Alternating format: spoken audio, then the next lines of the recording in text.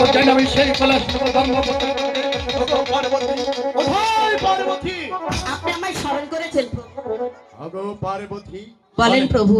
অনেক দিন যাব যেন আমি সেই কৈলাস নগর ধর্ম প্রচার করতে আমি যাব সেই কৈলাস নগর ধর্ম প্রচার করতে আগো পার্বতী তুমি আমার সেবা দাও তোমার সেবা গ্রহণ করে আমি যাব সেই কৈলাস প্রভু, তার পূর্বে আপনার সঙ্গে আমার কথা আছে।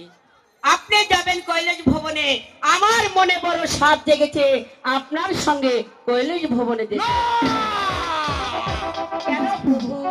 অনেক দিন যাবৎ যাই আমি সেই কৈলাস নগর ধর্ম প্রচার করতে আগো পার্বতী হঠাৎ করে তোমার মনে বাঞ্ছা উঠছে আমার সাথে যাও সেই কৈলাস নগর ধর্ম প্রচার করতে না কেন প্রভু?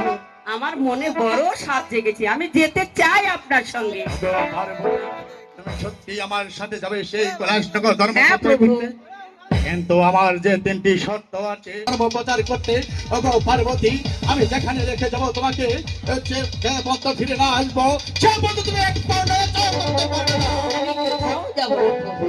তাহলে ওগো পার্বতী আর বিলম্ব না করে তুমি আমার পুষ্পরদের সর হও তোমাকে যাওয়া সে কৈলাস নগর ধর্ম প্রচার করতে বেশ, তাই হোক।